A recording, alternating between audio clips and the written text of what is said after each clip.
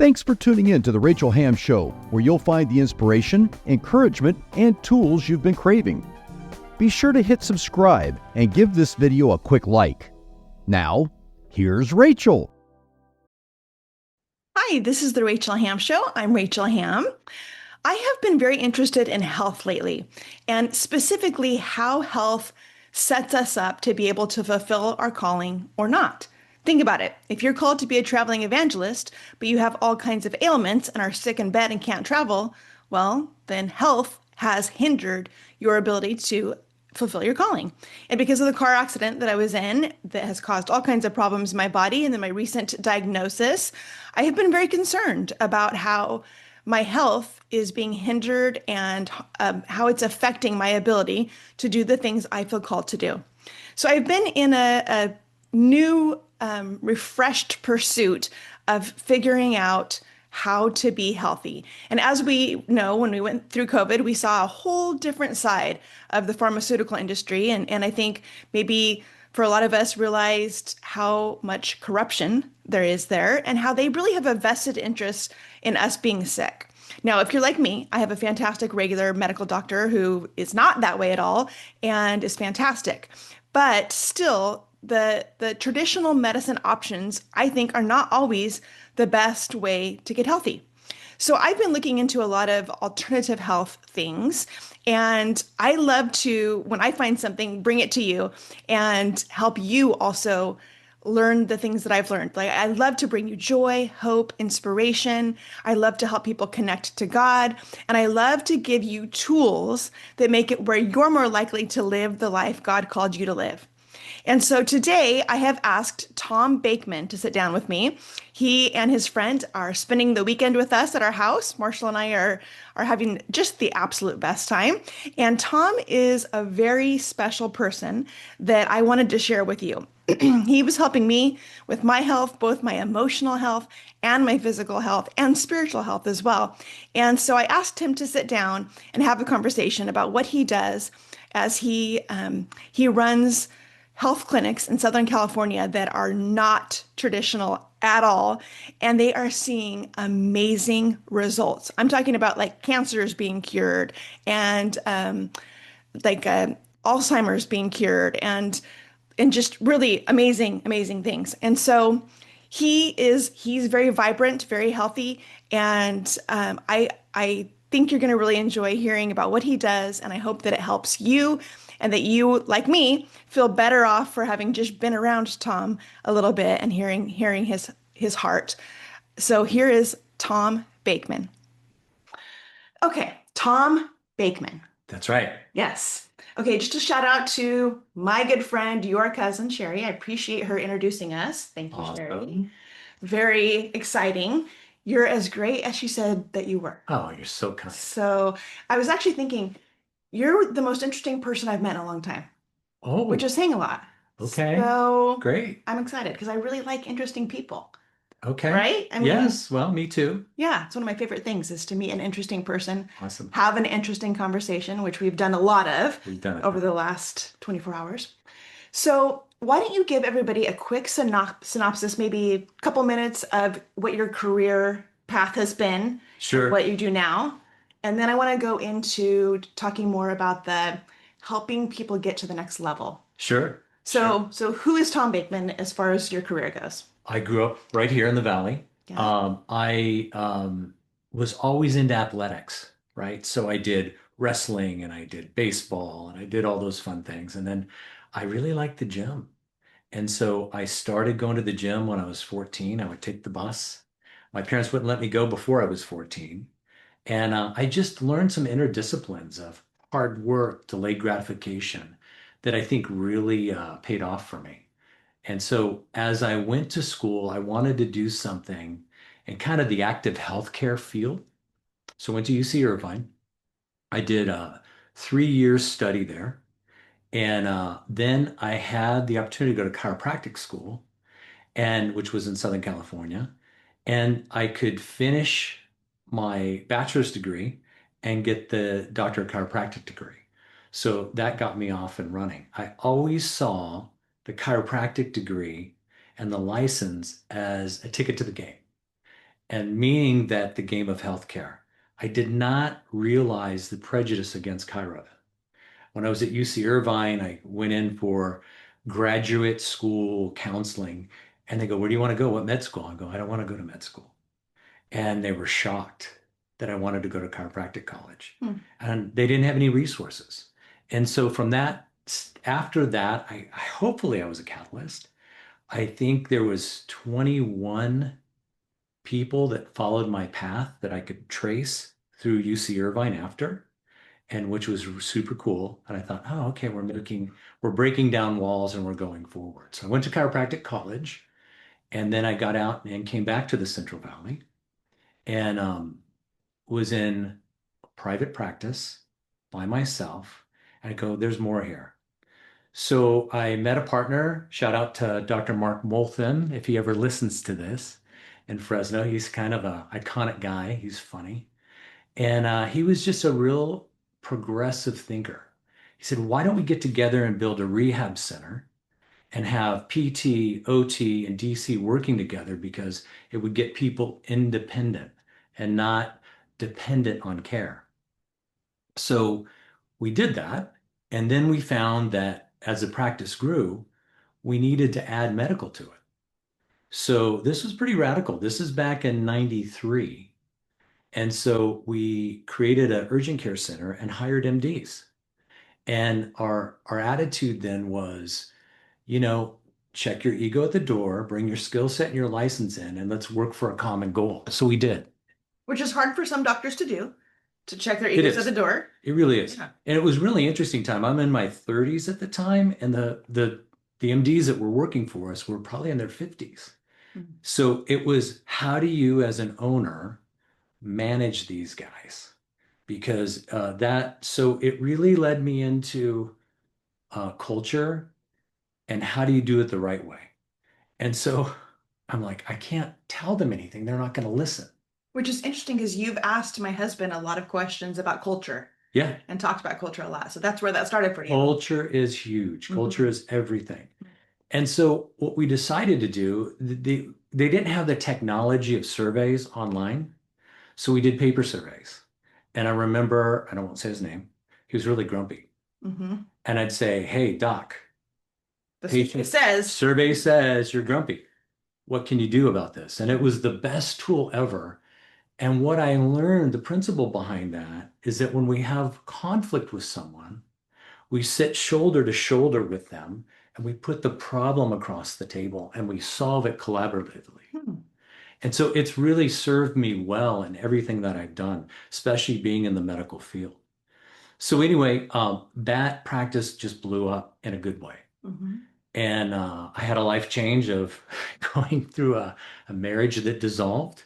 Well, hold on real quick. So Sure. doing the pain management thing that was the 90s. So where was the opioid crisis? Like before, Well, after, during? that wasn't pain management yet. Okay. That was what they call occupational medicine.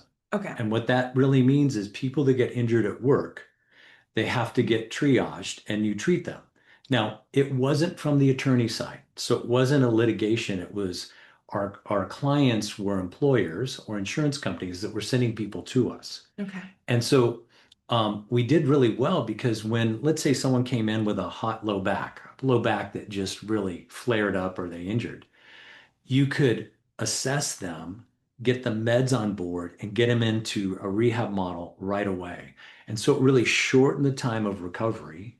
It diminished the amount of disability, and the patient satisfaction went up because they were the focus of it. It was no longer the system. So that ran, gosh, I want to say about 7 or 8 years. And then I sold to my partners, and I had an opportunity to go to Southern California, and I opened up a orthopedic surgical practice with two other physicians and Pacifica Orthopedics. And we had surgery center, rehab center, and it was a lot of fun. I learned a ton during that time. And what I found in the culture was that level of specialty, they didn't really have a vested interest in the patient outcome. It was all about a transaction of I'm going to do surgery on you, and oh, you didn't get better. Let's get out of my office, go to pain management. Mm-hmm. And so it was really interesting to see. Now there's some great orthopedic surgeons out there. I know them now, but back then it was really interesting. I think it self-selected a type of a personality that just wanted to make it transactional. So anyway, I later during that time, I think it was another 7 years. You'll see sevens a lot in Mm-hmm. my career. Mm-hmm. The I'm like, there's got to be something more. So I left that, sold my shares, and created a medically supervised rehab clinic. And basically, what it is, it's sports medicine with allowing pain management to try to get them independent where they weren't being inactive and just sitting around with the opioids. However, since the physiology of the body is not really addressed at why the pain signal is so high, you'd have very active ex-Olympians, and some of them were on fentanyl patches. And they did that so that they could be active. Like one guy was a cyclist. He actually cycled with Lance Armstrong. And a surfer, just a specimen of a man, but he had high pain. And so I wanted to bring in more of an integrative model of looking at, and I'll give you this explanation, right? If we took a pie chart and cut it in half, and let's say the right half of that is more of the musculoskeletal side, where you've got your orthopedic surgeon, your neurosurgeons, your PTOT, trainers, chiro, all of it. That's good. But no one, it was so compartmentalized, was looking at why does this patient not get better completely? Mm-hmm. And so we looked at the physiology. And basically, what you're trying to do on that other side of the pie chart is down regulate pro-inflammatory things, get nutrient. Use other language for that. What does it mean? Yeah, Down decrease inflammation. regulate. Okay. Decrease inflammation. There we go. Okay, it took me a long time to get rid of my doctorese. Yes. Okay. Yes. Like down regulate. Yeah. So basically, if you controlled inflammation and you got the physiology in a state where it could regenerate, growth factors, nutrition, and all of that, Mm-hmm. when you put the two together, it was magic. Okay. In fact, I walked from that practice and I said, I'm not having any partners in the beginning of this. I bankrolled it myself. I said, let's just do this. And I hired a physician. And did you not want partners because you just really knew what you wanted to do and didn't want to have to cooperate with someone else's agenda? Yeah, and I didn't want a bank looking over my shoulder. Mm. So here's the whole thing with the debt model that we live in.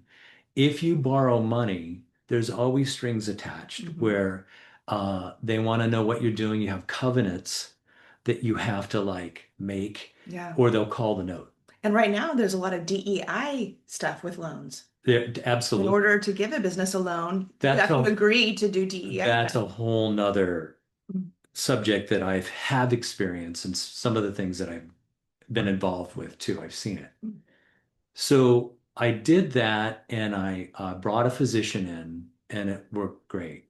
I later allowed her to earn in equity as an equal partner and got all the money that I put in out. And it just grew. And so you can call it functional medicine, you can call it integrative care, you can call it whatever. It's really just systems based, and this is the buzzword now. Systems based medicine means that you're looking at the layers that happen to a person and how they're stacked and addressing those. For example, my role now is to do a deeper dive for the physicians about what's going on with this patient, right? So my skill set allows me to do that. And I always tell the patient, hey, what I'm trying to do in a weird way is write your owner's manual specifically for you. I like that. Right? And so you could have someone that has, believe it or not, unresolved concussion or head trauma from early in life can set the body up to dysregulate the immune system dysregulate digestion and the microbiome in the gut. Hmm. And people out there, if you've been around her, you understand probably what microbiome and how important it is to the gut. It accounts for about 80% of the signaling for the neurotransmitters in our brain. Yeah. They call it the second brain. It totally is, Yeah. right? And so you can get someone that has depression or anxiety or things like that, and it's a gut issue. Okay. So say that someone had a bad auto accident and we didn't know how to treat it then. Some of them can resolve completely and others don't, and it leaves a mark, I always call it. I need to come to you. Because, Yeah. I had a car accident and have had a lot of issues. Yeah. And so what it does is it starts like you don't absorb, you're more inflamed. And then if you were gifted with poor genetics, it might turn some of those on. Like the MTHFR gene? The MFR. Yeah. The MFR, where you're going to inflame more readily. Which is what I had shared that I was diagnosed with a genetic absolutely mutation, whatever, and that's what it is. Yeah. And so if you had that, which increases inflammation, Yep. your likelihood to have inflammation. And then let's be real, the environment we live in. Yeah. So toxic. It is. Being sprayed all day long with chemicals. Being sprayed, the food additives, the EMF in the airwaves, right? We can talk all day about the lack of that, but it puts what they call an allostatic load. It's a fancy word it's a pile-on. So we've got head injury, we've got bad genetics, and now we've got environmental toxins that are impacting it. And then unfortunately, I'll go there, the vaccine. And then when we get into the vaccines, for some people, it's a pile-on. And we see this. The question is like, what kicked this off in your heart of hearts? And a lot of them will say, when I got vaccinated. Yeah. And so then Lyme, tick-borne illnesses is an issue. Not for everyone, but if that person is weakened and then they get a tick bite or Borrelia, which you can get from a tick, or Bartonella, which you can get from cats, right? It can start dysregulating the immune system. And typically what they would do is they'd go to their GP, and the GP would say, a practitioner, right? And in a conventional setting, by the way, conventional medicine's not bad. We need the best of all of it to come together. Yeah. Okay. I call it deep medicine because it's all of it for a common cause of restoring the patient, right? Yeah. So they can go in whatever the symptom is. I'm fatigued. Oh, you got chronic fatigue syndrome. Okay. I'm anxious. Well, let's give you some Xanax. I have GI problems. Well, let's do a workup, and we're going to put you on a proton pump inhibitor, a PPI. And what it does is it decreases gastric acid and it makes the symptoms go away, but it doesn't allow you to absorb. So the cycle gets more and more and more. And then I'm kind of painting the worst case scenario, but this is what we see. And this is the patient population that's just ballooning right now. And then which RFK has talked a lot about, right? Yeah. Chronic disease and it is issues in the body that are worse than any other country in the world. And we spend more money per patient than anything, and people are getting sicker and sicker. And you see the obesity in children, and you see all of it. So he is right on. He has nailed it. Well, and clearly the traditional medicine model is not working. Yes. So have you read the book by Dr. Casey Means? Yes. Good Energy. Good Energy. Yeah. And she addresses it. Yeah. She just hits it. Yeah. Just saying, look, I think she says, and it's not an exact quote, but she basically says, a doctor that has not been trained how to handle chronic illness should not be treating them. So what would happen in this situation is, well, okay, let's send you over to the GI specialist. Okay. And you know what? Your hormones are really off. We'll come back to that. And so let's send you all over to the specialist, the endocrinologist, and let's address that. And then let's say they have a windfall and they can buy the beach house. Okay. And they go to the beach house where it's damp and they have mold. Mold. And so the mycotoxin from the mold is really its force field. They call it a biofilm that protects that mold. It helps digest the log in the forest, right? It breaks it down. It's great in the forest. It's terrible in your body. Yeah. It dysregulates the immune system and it's very neuroexcitatory. It just inflames and it makes it everything really, really bad. Mm. So you see these patients that have been fragmented from the specialist and no one's putting it all together. Yeah. Each one is treating its thing, Yeah. but instead of looking at what is the root of all of this and Yes. treat the root, Yes. right? Yes. Oh. And it's really interesting, being in Southern California, we will work with a lot of the specialists in the big institutions like UCLA or USC.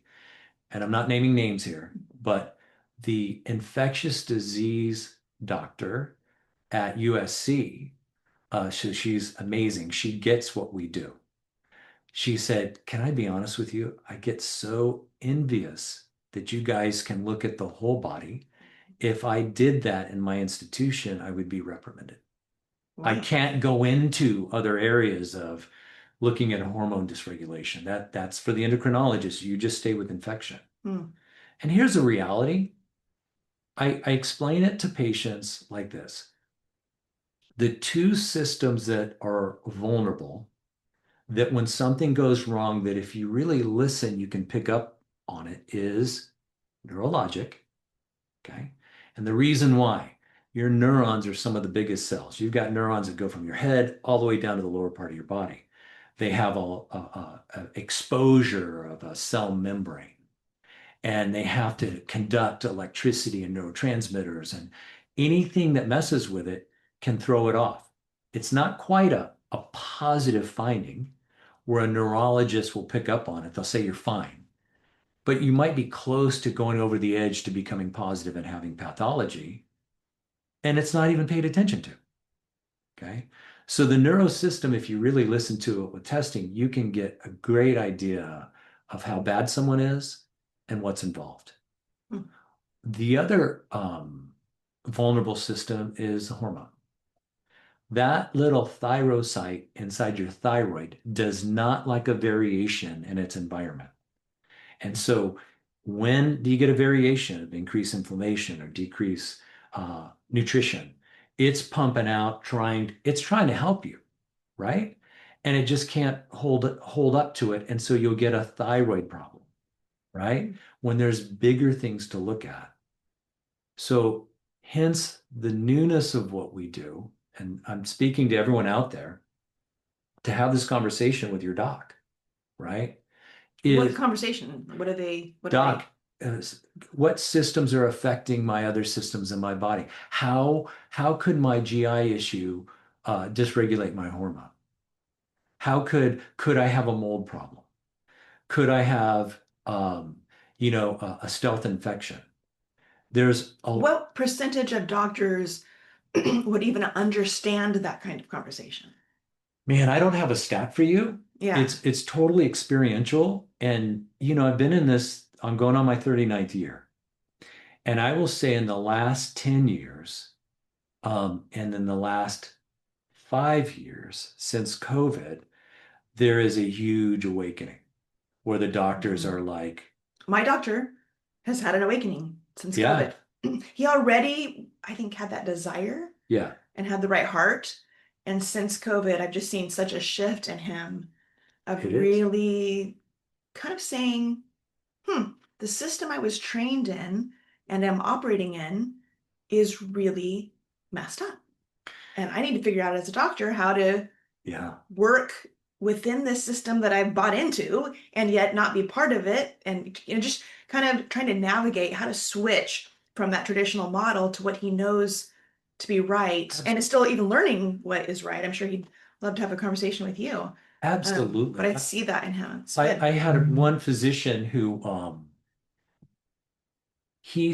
I met with him and he was one of the frontline doctors. I'm not going to mention his name, but you know who you are, and I have all the respect in the world for you, right?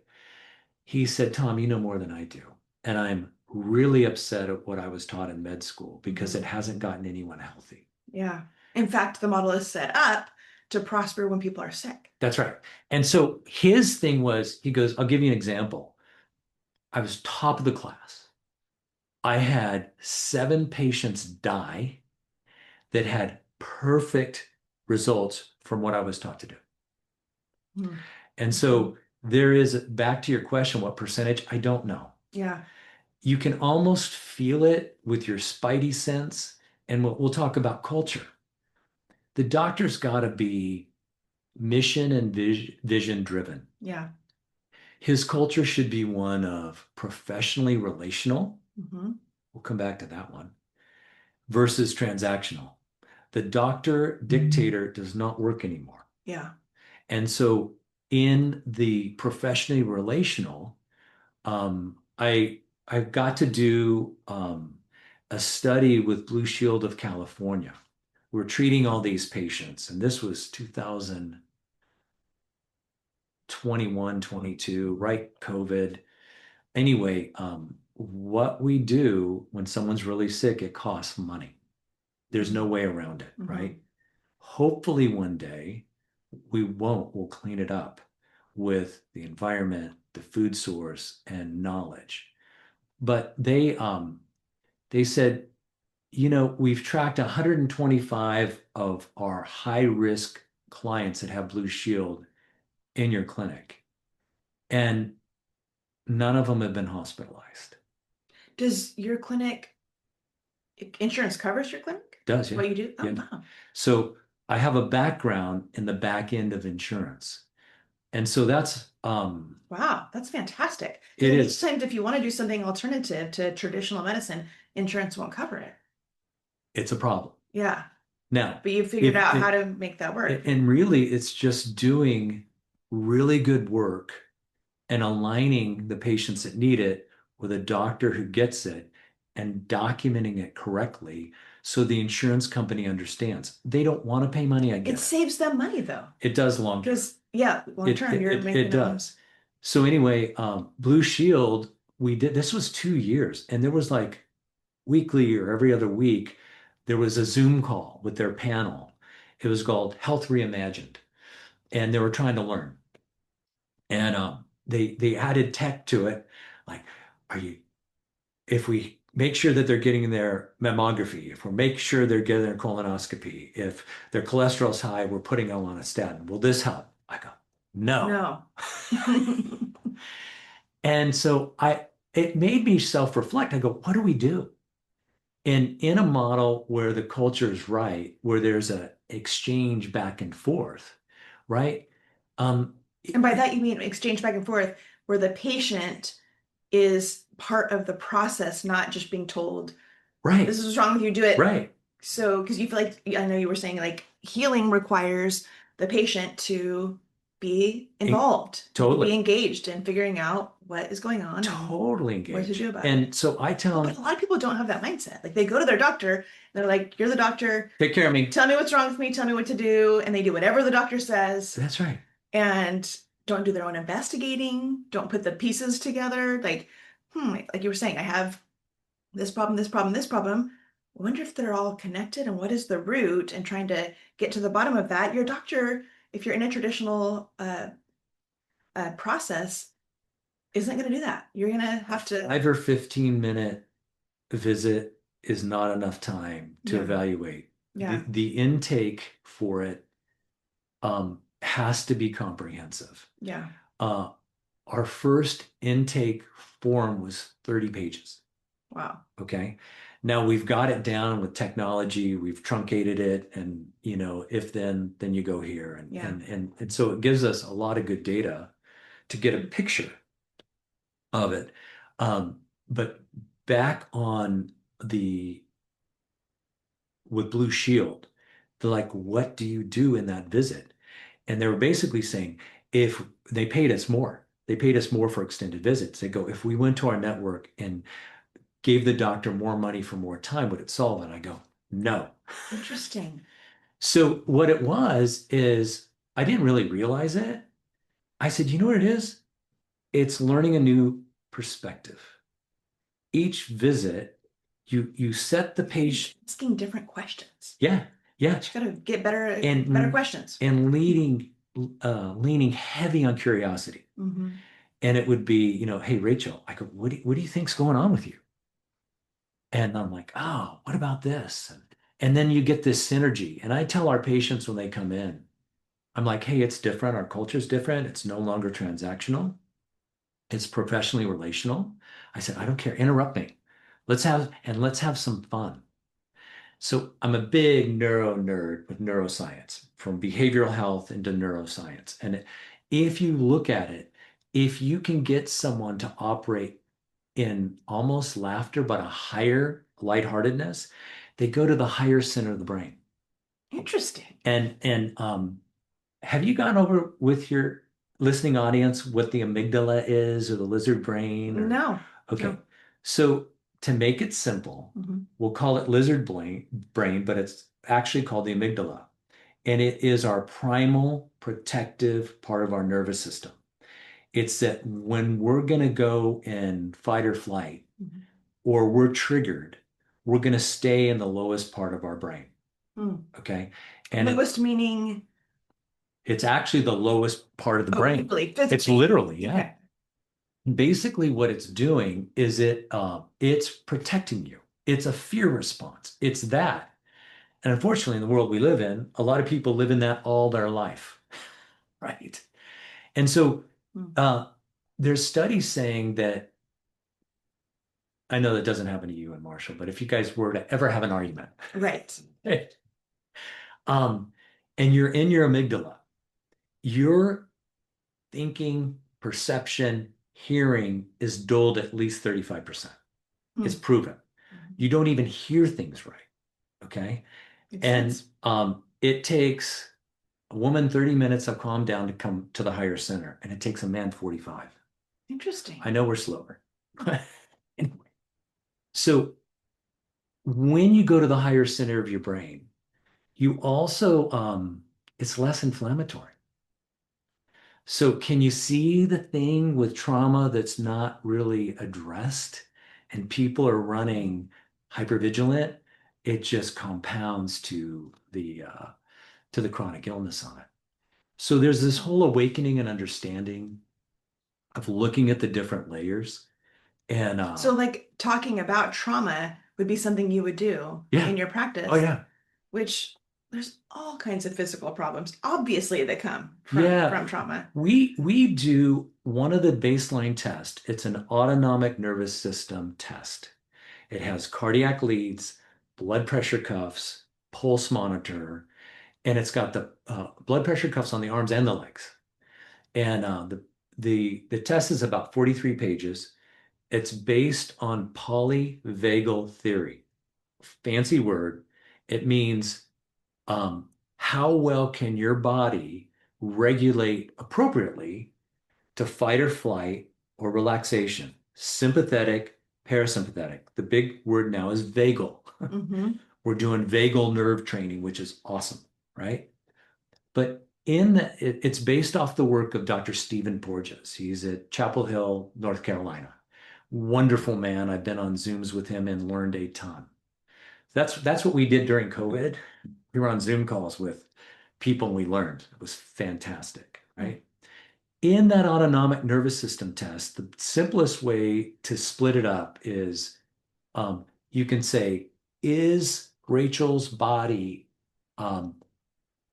going into a fight or flight mode because of something physiologically wrong?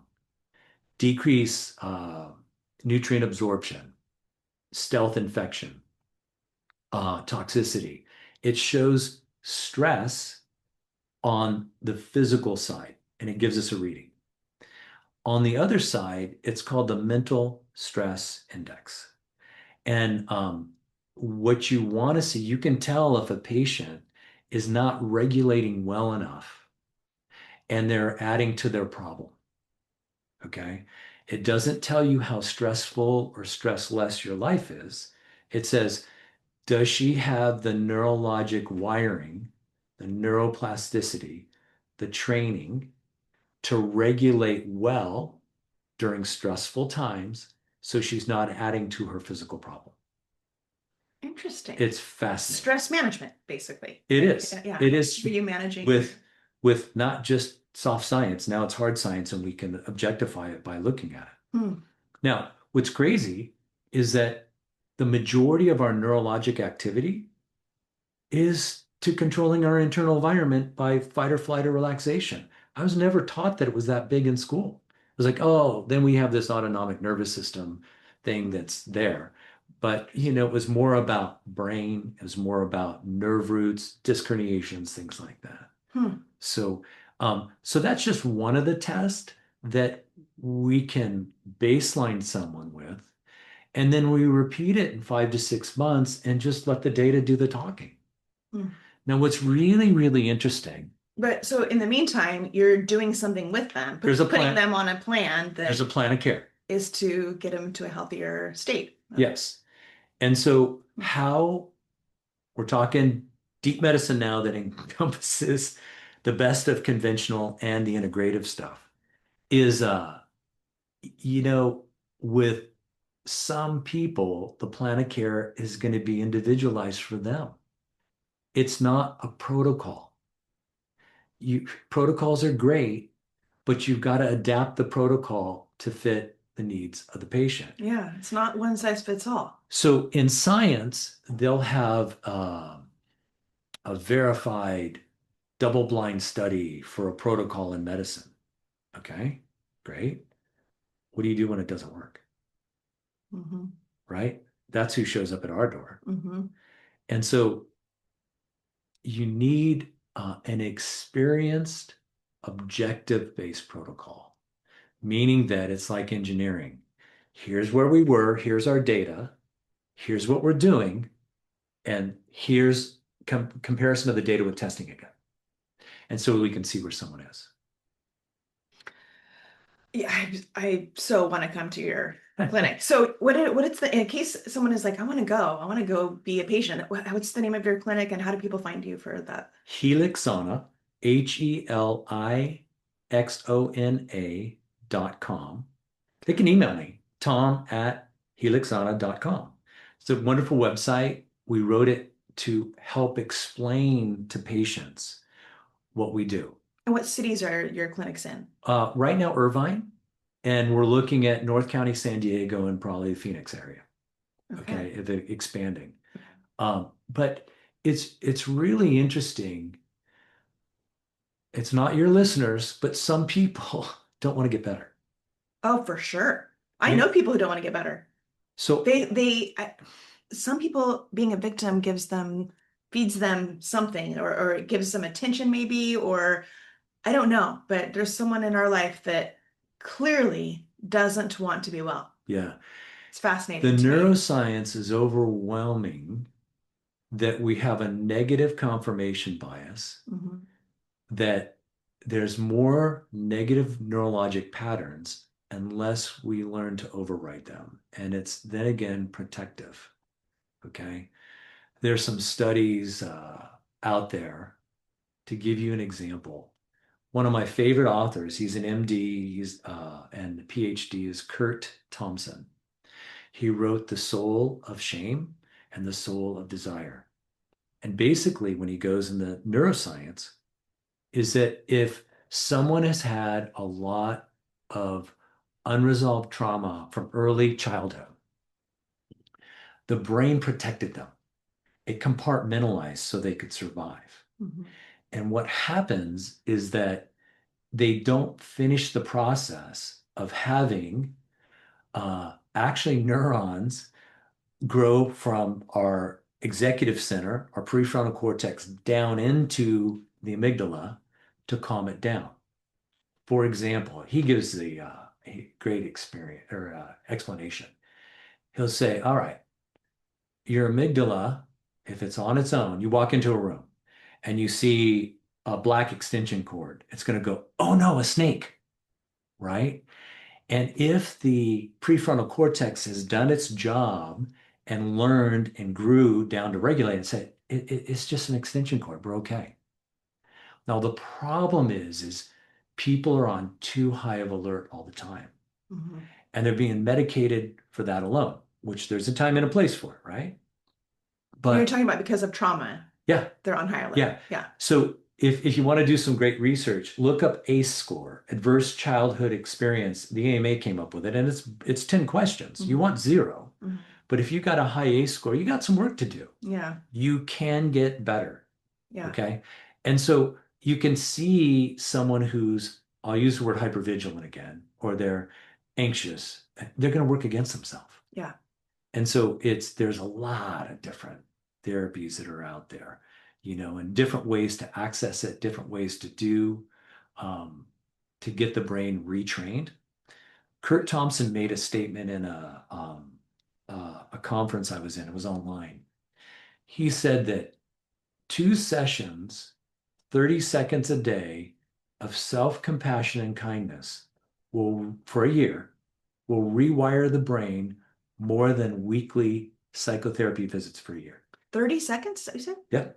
Yeah. 30 seconds. So then again, it's like, what are you putting on your software? Yeah. Are you living in shame? Yeah. Are you constantly looking for the wolves at the door? Mm-hmm. So I was. Yeah. I have a lot of trauma in my background, and I don't seem like it. I've gone through a lot of healing and done a lot of work, like we were talking about, the work of healing, right? Yeah. That's why I wrote my book, to convince other people to choose the work of healing, because it's so worth it to get to the other side where you can relax, where you're not hypervigilant. Yes. All my senses were very heightened because of just a constant assessing of if there's danger. Yeah. So, and if you had a lot of trauma, your subconscious is telling you there's a good chance that there is danger, and so you're constantly feeling like there's just imminent danger. But when you go through a healing process, you can get to where you're like, everything's okay. You can relax. We could talk forever on this, and I love it, right? We have our observing ego. We call it our internal judge. Mm-hmm. And most of our judges are harsh. Mm-hmm. And because of unresolved trauma, or we didn't get what we needed to make that, we always say in my circle, is your judge being warm and accurate? Mm-hmm. Or is he being harsh? And there's ways that you can train this, right? And that is part of the healthcare model, is for us to be healthy. Our creator did not make junk. Mm-hmm. We have the capability of going to the higher centers of our brain and training just like anything else. So let's shift gears, because you just mentioned your circle. Yeah. So we were talking about how I want you to share about going to the next level. Yeah. Just taking your life and elevating, going up, going to the next level. And there were some specific things that you had talked about that I would like for you to share about how to do that. How to, I like my life, it's pretty good, but I want better. I want to be more successful. I want to have better relationships. I want to make more money. I want to have more contentment, whatever it is for anyone watching that they want to improve in. Tell them about your... I've always had a high curiosity for learning. And I didn't really understand until about 20 years ago that we can change. But what do we need? We need people fuel, good people around us, and we've got to do the work. And so the first book I ever read that kind of sparked this off for me was Boundaries by Dr. Henry Cloud and Dr. John Townsend. They're writing partners, New York Times bestseller. Mm-hmm. And if they're listening to this, you guys, kudos. I know them both, and they're amazing, amazing, amazing people. I think everyone I know has read Boundaries. Yeah. I mean, that book is really, it's been so helpful to people. It is. And I was going to tear up. And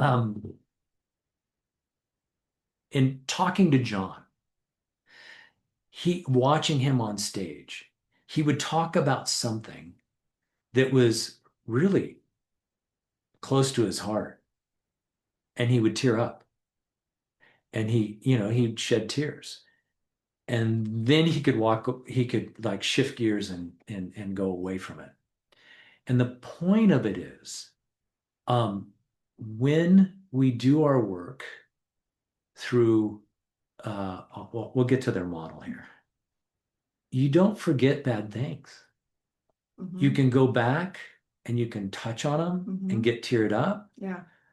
but then you can recover. It Yes. doesn't dysregulate you for an Yes. extended period of time. That is so true.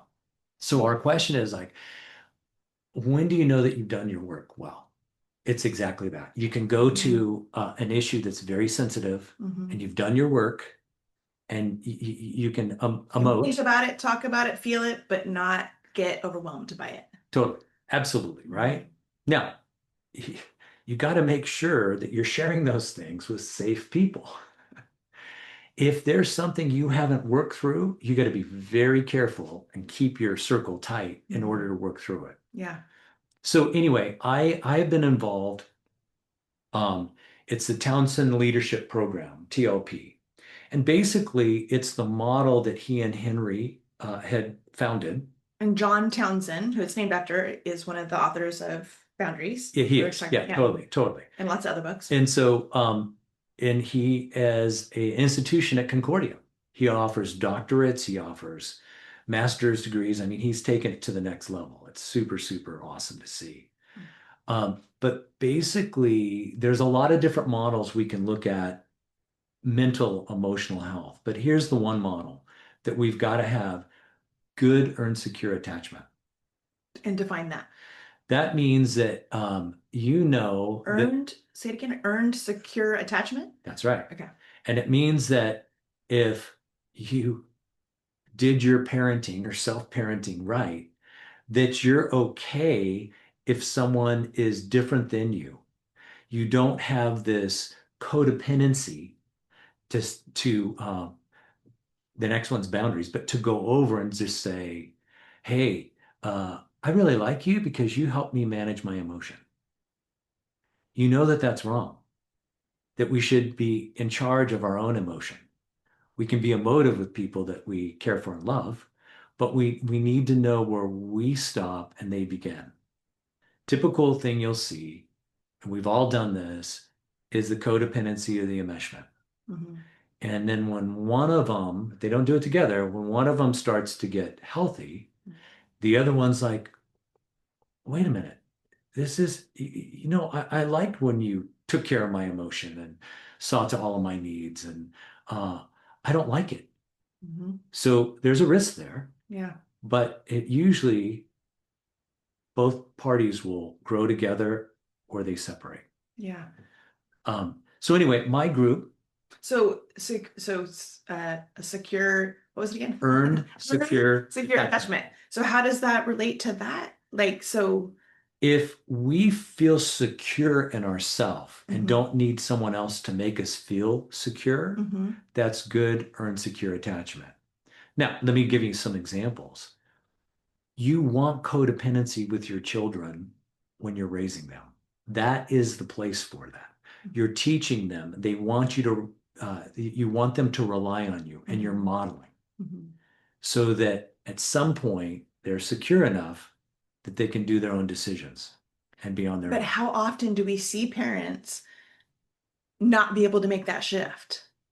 Right? Well, They it miss is. their, especially moms, I think, Yeah, miss their kids needing them. absolutely. And so they don't want to shift to, so then it becomes So a the problem. mom needs them more Mhm. than the kid needs them. Yes.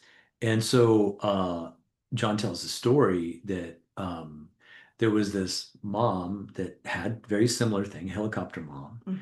He says, here's your assignment. You're going to miss all of their sports games for the next month and see how your kid is at the end and let me know how you're doing. It was awful. The kid was fine, the mom was a mess. Exactly, right? And so we should be okay. We can miss someone, but we should be okay Yeah. if we've had good earned secure attachment. Okay. Earned secure attachment is that. What's the next piece of the Boundaries. model? Okay. I think I have the term right. Your psychologist out there can correct me. It's technical term is individuation. It's basically knowing where I stop and you start. And there's just real clear.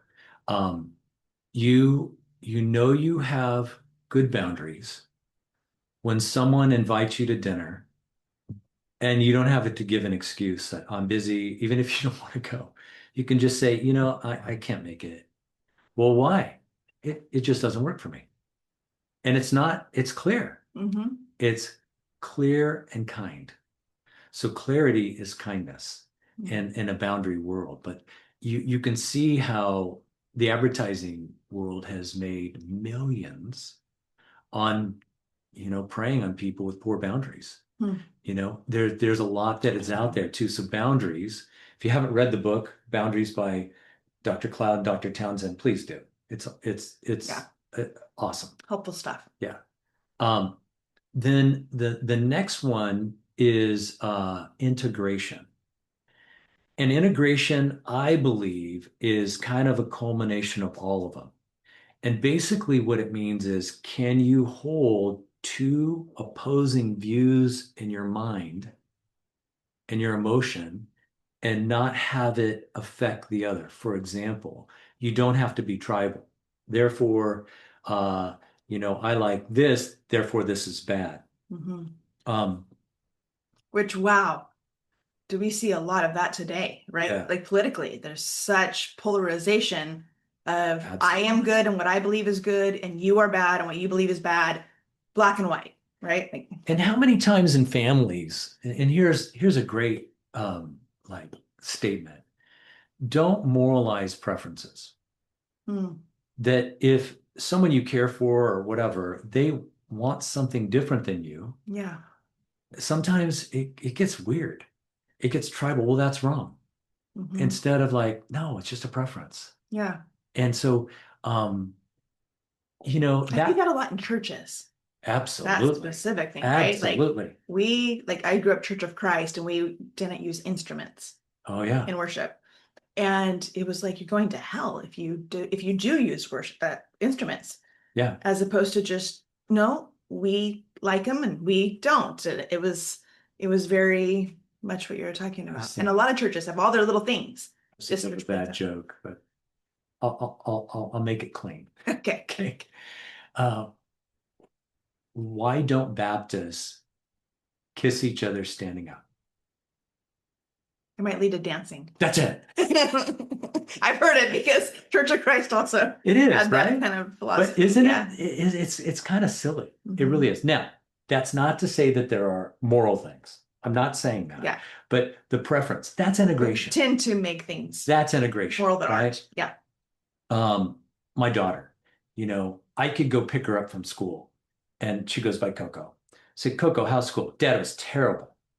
What happened? Well, I was going to go sit with my friends. They didn't want me to sit with them at lunchtime, and the whole day was ruined. I'm like, okay. I said, tell me about the morning. Well, I had math class and I answered things well, and the teacher said I did a good job. I said, okay. I said, how about the afternoon? Well, I was in another class and I did really well. And, the teacher praised me. I go, okay. I go, so is it fair to say you had a pretty good day, but just had a bad lunch? She goes, yeah. That's integration. That's integration, Mhm. right? And so we want to scan the environment and lean into a negative confirmation preference and make everything bad, Mhm. right? Or everything good. We can see the reality. And here's another term that you're there, is that good leaders or good people make friends with negative reality. We can see it for what it is. Mhm. We don't downplay it, Yes. but we can deal with it. Yeah. And we're not in our amygdala and our fight or flight, and we can make good decisions because we're in the higher part of our brain. How many people are making decisions and they're totally stressed out? Mm. You can't get your best, right? Mm. And So what do you do? Like, if I'm going to make a decision and I'm feeling stressed, what could I very practically do to switch into my amygdala? switch out of it? Or oh yeah, okay, Yeah. yes, switch out of it. Like into the better part, the higher state. Phone a friend. There's power in connection. And Townsend's book, People Fuel, he goes over this in detail, that people are fuel. we have relational nutrients that we need. Okay. And so that's why it's so important who you travel with, who your tribe is, right? I could call my friend Brett, man, I am feeling dysregulated. Because Tom, what do you need? I go, I just need validation that this is hard. Tom, this is so hard. I can't believe. Tear up again, right? Here we go. Because it's beautiful, right? It brings you back into where you need to be so you can make good decisions. The more you do it, the easier it gets. I mean, I'll have a text, I'll have a 2-minute phone call, and I get them too. Like, what do you need? And we get real geeky because there's quadrants. There's 1, 2, 3, and 4. I go, I need quadrant 3 from you right now. And they You're talking about people from your program Yep. that you're in. And they know what it is, right? It's not a secret society. We're good. We're good. And so it's just really knowing and validating that we need each other, but we need the right thing. And just one thing on that, how many times where you just needed someone to understand you or see you and you didn't need advice? And how many people go right to that advice? Yes. And kind of what it is, it's like you need some fuel. You're pulling up to the gas station and you need gasoline, but someone's putting the diesel pump in your gas tank. It doesn't work. Yeah. Well, and what a good thing to do for people we love when they are expressing pain of any kind or stress, whatever, to just ask, what do you need right now? And what you'll find is, it wouldn't happen with you and Marshall because you guys are great. So we actually don't really fight very much at all. I know, I can see it. We love each other so much. I lost my thought there. Oh, sorry. That's okay. Is a lot of times people don't know what they need. Yes. And so it's when you're involved in a Townsend leadership program where there's a facilitator, sometimes it's just learning what you need. Yeah. And how do you learn what you need? I think group setting's the best. We can read about it. People feels good. There's a lot of books that both of those authors have done. But when you're in a tribe, we just started our new group for the year, and we have a new guy in, and he's a powerhouse. He's in sales. He's an awesome guy, but he doesn't know what he needs, and it could be something like, Rachel, imagine that you just needed me to hear you right now. And so you end up coaching each other. Yeah. It's like, that sounds really hard. Do you need identification that it's hard? Or what do you need in that? Right. Yeah. And so then you start getting, and your brain's like, oh, this is what I need. And when you get them, like, I'm good, man. Do you need anything else? No. You scratch the itch. I'm good. So I used to have a real hard time figuring out what I was feeling and why I was feeling it and what I needed. Yep. And I learned to ask the Holy Spirit. Just okay, like, what am I, like, Lord, show me, what am I actually feeling right now? Yes. Why am I feeling that? And what do I need? The Holy Spirit, amazing. And that's where we should go first. Yeah. Right? Yeah. And then we go to... Not to downplay the importance of people and exactly. helping. I mean, we have vertical, and then we have horizontal, and we should have... This is really what the church should be. The church should be this type of communication where everyone's helping one another. Just loving on each other like that. That's it. That's it. Yeah. We talked a little bit earlier today about co-regulation. Why do we do this? Is it just selfish? Yeah, part of it is, right? To get better at what we do. But the other thing is there's a phenomenon that's known as co-regulation. In the neuroscience, it's mirror neuroning. And all it really means is that if I'm regulated and I come in contact or in presence of someone else who's not, I have the power by staying calm to regulate them. To get the point across, there is a landmark study. You can get it on YouTube. It's called Still Face. Have you ever seen it? And it's a psychology research project. And it's a mom with her infant. And they're just cooing and talking back and forth, and the baby's happy and doing this. And then she comes back and she's just, and the baby goes into stress. Mm-hmm. It's sad, Mm-hmm. right? We're still human. Mm-hmm. We need warmth. Mm-hmm. We need kindness. And so that's what we can do for one another. So the doing all this work, we change the world. That's how I see it. Is that anyone that we come in their presence, we should be a blessing to them. We should co-regulate them. Mm-hmm. They should be better for the time that they've spent with us. So I find that very exciting. That is exciting, and I feel better already from time I've spent with you. Yeah, and me too. From you, just your, we can call it energy, Mm-hmm. we can call it your spirit, we can Mhm. call it whatever we want. All we know is that we co-regulate one another. Yeah. Okay, so in this system, model, program that you're Yeah. in order to go It's called character-based leadership. character-based leadership. And so character, it's defined a little different. It's the set of capacities to meet the demands of reality. Let that one sink in. Yeah. You think about it a lot, right? Yeah. So our capacity is determined by our character to meet the demands of our reality. And so as we do this work, here's what will happen. You get higher problems, but you're equipped to be stretched and grow, stretch and grow. It's fascinating. There's one more. Yes. So we've got earn secure attachment. We've got boundaries, integration, adulting. Adulting. Okay. And so adulting means that have we finished developmental stages within us? For example, and it's great if you're an employer, it's great to clue into this because you can see where people are, right? So if someone goes in a child stance, they shrink back, they feel small. They feel that the other person's really big. And it isn't all the time. It could be with just certain subjects. Mm-hmm. Money. Mm-hmm. People can freak on money for whatever it meant to them, right? Yeah. Okay. And then the second one is an adolescent stance. So you've raised boys, you get it. In that adolescent stance, their job is to push against you. And your job is to contain them by pushing back in a kind way, but not letting them go crazy, right? If we haven't finished our adolescent stance, what it could look like is you just want to flip someone off, get mad at them, push at them, they go, it doesn't mean anything, right?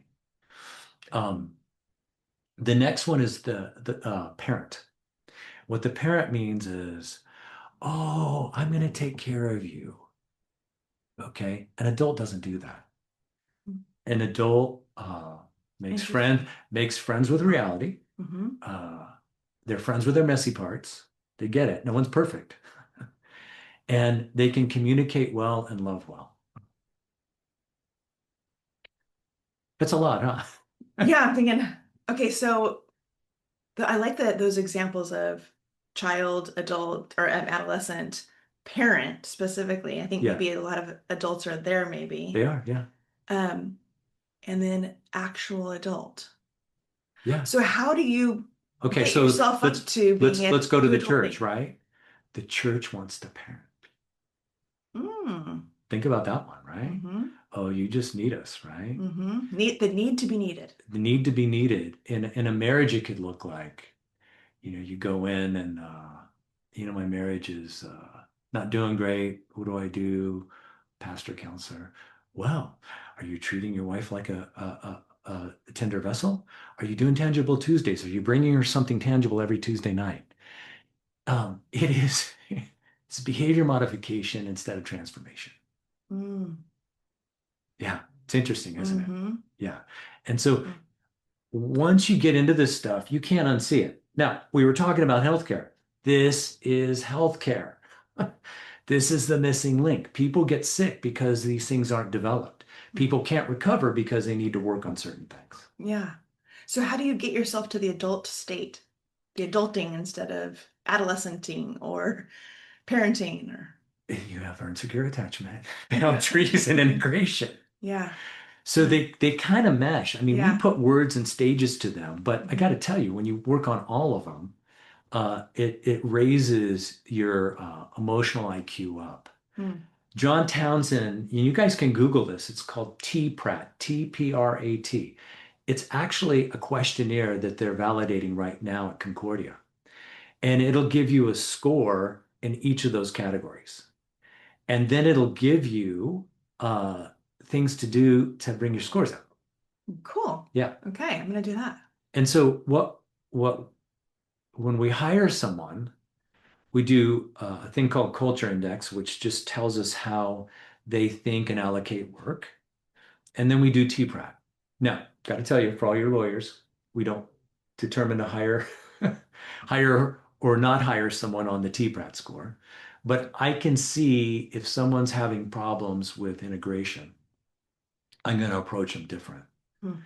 Just like I would my daughter on your whole day wasn't bad. It was just this part, right? Yeah. And so it's our job as leaders to bring the best of people out and basically talk to them in a language of where they are and bring them forward. Hmm.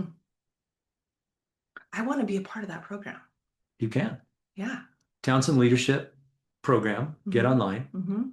They have a really cool thing. It's called Ultimate Leadership. It's a week long.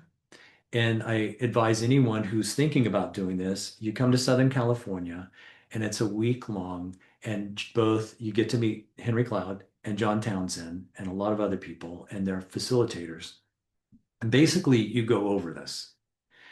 And then you have, in a week, you have 16 sessions with your group, and they make sure no one knows each other. And it's intense, but it's good work. Hmm. And by Wednesday, we call it Wailing Wednesday because people are, Everyone's crying. everyone's crying. And then at the end of it, they're like, oh, that was the most incredible thing. Hmm. One of the guys in my group, uh, he he's an oil and gas engineer. He's a big guy. And he really took to this stuff. And it was so life-changing. I think he's paid for 15 people of his family to go through. Wow. He goes, I can't change the family, but if they're open, I can help them. Mm-hmm. And it's been life-changing to see how Mm-hmm.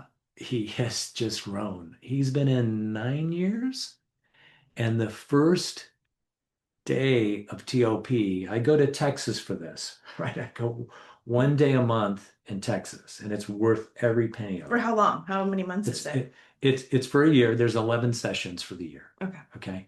Um, but this gentleman came in, and in the beginning, he's sitting here, and this guy's he's 6'3", 275, and not an ounce of fat on him, right? And no hair. He played D1 football, and he's a CrossFitter. You guys just like amazing, right? Mm. Uh, and you know who you are if you're here, if you're listening to this. But he came to the group, and we're sitting around, and you know, we got started, and then we started at 8, 9:30 we took a break, and we came back to all get together. It's in someone's home. He goes, the leader goes, where's so-and-so? He goes, holy cow, his truck's gone. And so he calls him, he goes, where are you? He goes, I'm halfway to Midland, Texas. He goes, I ain't coming back. And so one of the women in the group, um, over the month talked to him, and he came back.